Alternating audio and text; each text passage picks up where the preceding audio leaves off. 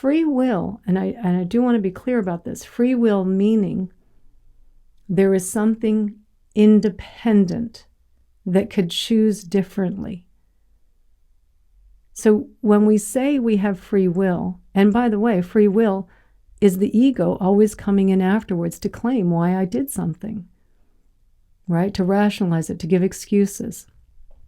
That sense that there's a little me, that sense that I have free will, as though there's something here that is outside of this interdependence and interconnectedness of this world, that we could look and see how a plant is interconnected, interdependent. There's nothing independent about a plant or a tree or the weather or the mountains or the rivers, the oceans.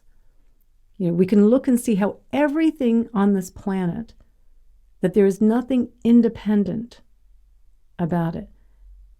Having its own, each person having their own unique experience based on all of the millions and billions and conditions of different causes and conditions that have made up the life of Meredith, that are different, that cannot be repeated.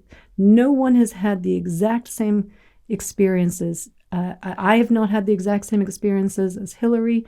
Hillary has not had the exact same experiences as me. Libby, who's on this call, my sister, even though we grew up together, still did not have the exact same experiences, right? Everyone having their own unique vantage point of this experience, but interdependent and interconnected. Everything we do is based on all of the causes and conditions that are arising in that moment. And thought comes in afterwards to claim, I did that, I chose that. As though we do we choose our likes and our dislikes? No, we don't choose those. Can we choose? Can we wake up in the morning and say, I choose to be happy today? And no matter what happens, no matter if someone doesn't respond to my text, someone's unkind to me, my car breaks down, I break my leg, no matter what happens, I'm only going to choose to have happy thoughts, and I'm going to choose that for the rest of my life. We don't choose that, because we don't know what thought's going to pop into our head next. We don't know. And even we'd say, well, but now we're teaching being mindful and beginning again, right? That's a condition.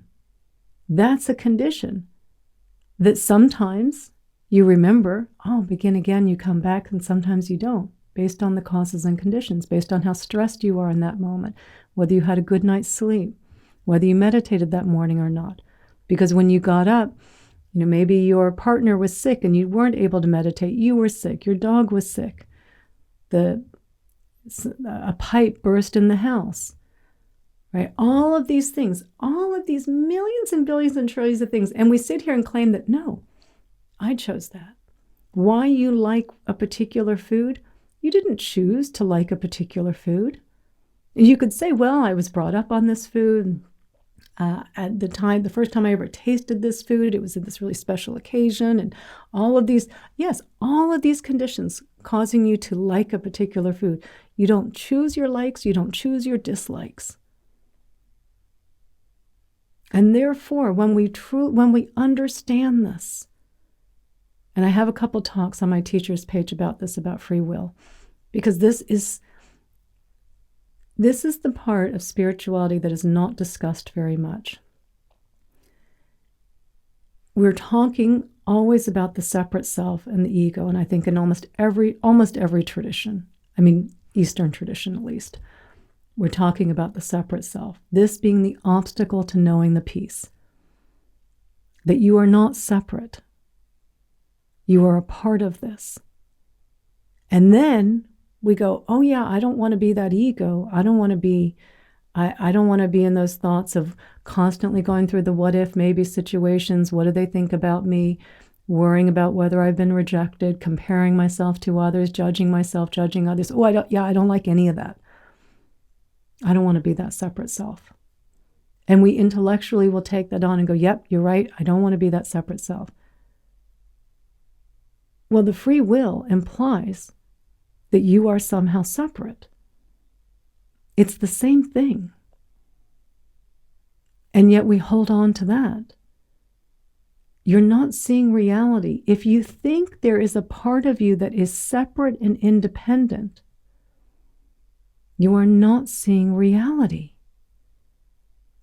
And the implications for understanding this, when we recognize that everyone is arising through their causes and conditions, just as you are arising through your causes and conditions, the beauty of it, the connection, the recognizing how you're, all the conditions that brought you on this call, Hillary, right, that brought you to Insight Timer, going back to all those conditions, to this particular live class, to this particular, then asking the question, something prompted, and then you start writing the question out, that then it was Angus's, I think we were on Angus's question, and I saw I could just make out the free will, and I'm like, yep, that's where I want to go on the answer. Like you directing, you participating in the direction of where this call is going. I mean, seeing the beauty of this, of how we are all arising interdependent and interconnected, is amazing. And what we let go of when we understand that, because all of that regret, right, about what I did in the past, the choices I've made, the decisioning that's happened, no decision maker, right?